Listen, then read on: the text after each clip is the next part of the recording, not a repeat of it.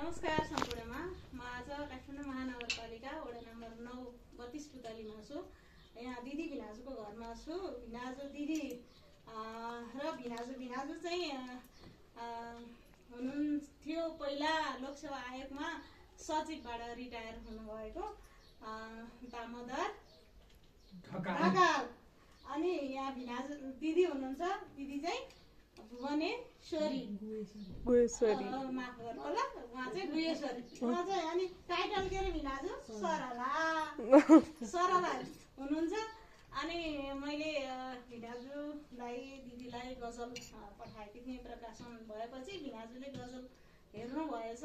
त्यसपछि मलाई अहिले आज यहाँ आइपुग्दा यहाँ घरमा छिर्ने बित्तिकै एउटा गजल चाहिँ सुनाउनु पर्छ भनेर आवाज आइहाल्यो। म आज एउटा गजल सुनाउँछु।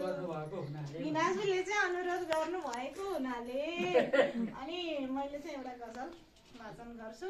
कस्तो हुन्छ, भिनाजुले रहर गर्नुभएको कुरामा म सहमत भएँ र एउटा गजल सुनाउँछु। भिनाजु चाहिँ अहिले पुग्नुभयो 86 वर्ष हुनुभयो। दिदी पुग्नुभयो 79 वर्षमा हुनुहुन्छ।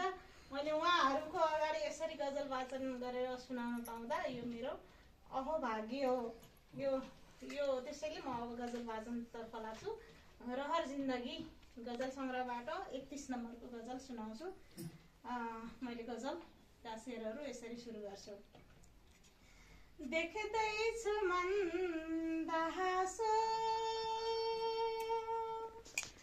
देख्दैछु मन दहासो, सुन्दर आधार छ तिम्रो। देख्दैछु मन दहासो, सुन्दर आधार छ तिम्रो।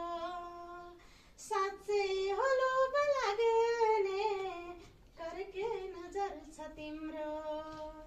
साँच्चै हो लोभ लाग्ने करके नजर छ तिम्रो।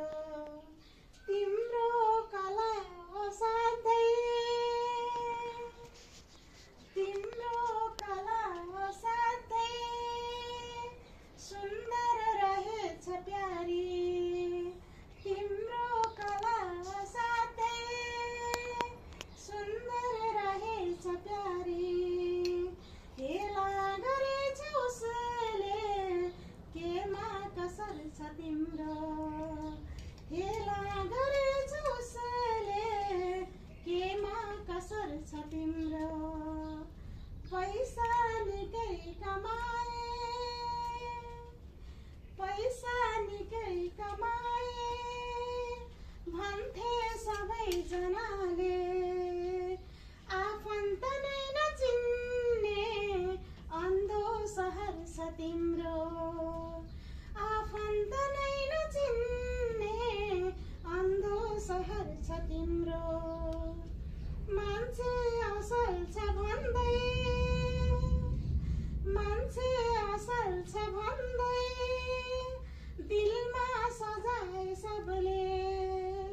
मान्छे असल छ भन्दै दिलमा सजाए सबले। सेवा गरेर होला साह्रै कदर छ तिम्रो। सेवा गरेर होला साह्रै कदर छ तिम्रो। ढाँट्यो हिजो मलाई, ढाँट्यो हिजो मलाई उस्तै छ हाल भन्दै। सुन्दैछु आज मैले नौलो खबर छ तिम्रो। सुन्दैछु आज मैले नौलो खबर छ तिम्रो। देख्दैछु मन दहासो, सुन्दर आधार छ तिम्रो।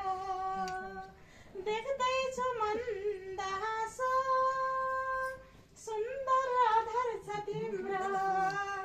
साँच्चै हो लोभ लाग्ने करके नजर छ तिम्रो। साँच्चै हो लोभ लाग्ने करके नजर छ तिम्रो। करके नजर छ तिम्रो। धन्यवाद।